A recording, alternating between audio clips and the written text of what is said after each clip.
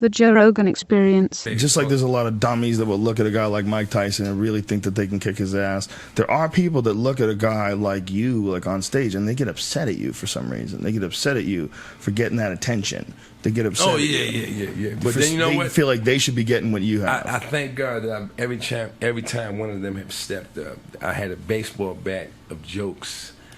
You know, my reaction was always right on time, laser sharp.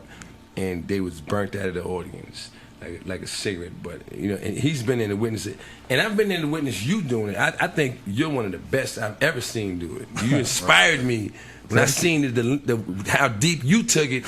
I was like, well, I could go much harder than I've been going. Joe is telling this person, man, wow.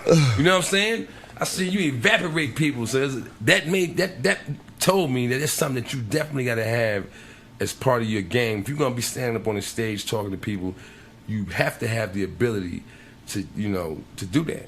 Yeah. If it comes up, you got to shoot them down and keep it moving. You can't be haggling with them, and you know, because that's gonna break the whole continuity of the show up. The guys that can just hit them with the hammer and keep it moving are the best, man. It's an unfortunate side effect of comedy, but we started out, Freeze and I were fucking Comedy Store veterans, man, and that was a place that nobody patrolled.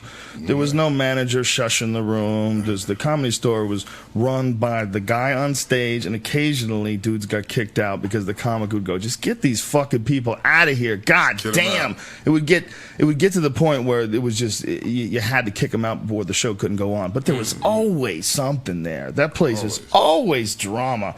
I've had glasses thrown at me on stage there. I've seen.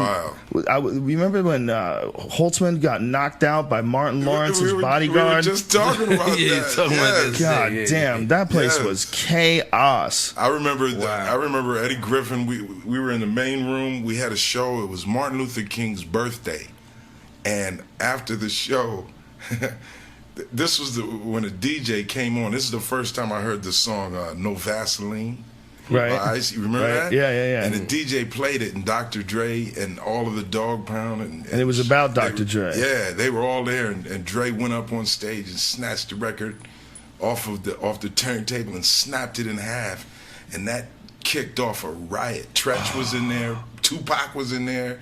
Tretch had that big chain with the padlock on it. He was swinging that over his head. Oh, my God. All of this went on in the May room on Martin Luther King's birthday. Wow. I remember that. Holy shit. Remember I seen that place is fucking Richard crazy, man. His last wife, Flynn? Yeah. Richard Pryor's last wife, yeah.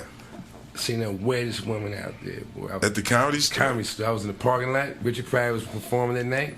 And she was standing by the back door, and this other chick came around and was getting ready to come up. And I heard they knew each other, obviously. She said to that other chick, didn't I tell you not to come to no more of Richard's shows? Every time she hit another piece of jewelry came off. So when she got finished, all of this woman's rings and necklaces and everything and her wig was laying on the floor. Wow. And they was dragging her away, man. And then Richard Pryor went on stage and did 20 minutes on what just happened.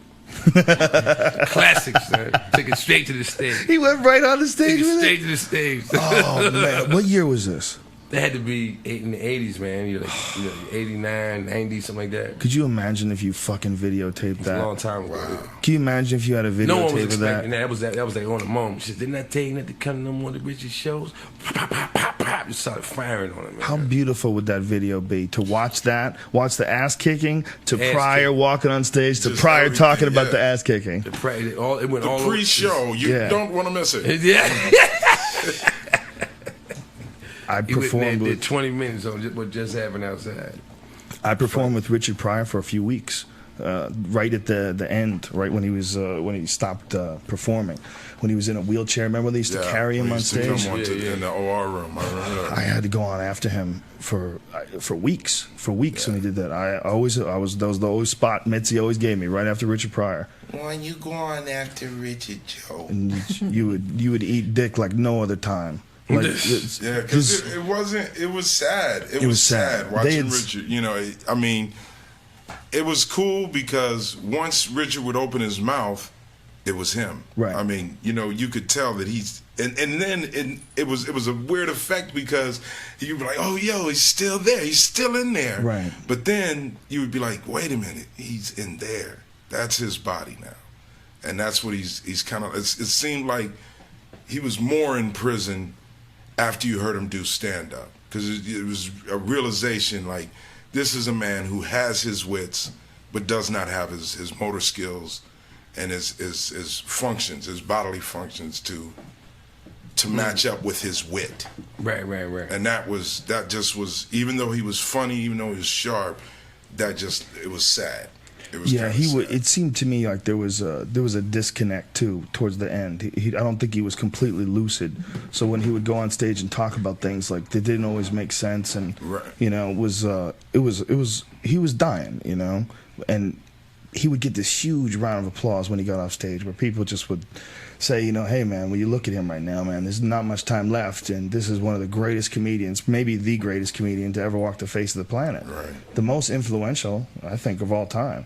And you're watching them as they're carrying him away, and then they introduce you. Jeff Richard gets on the piano.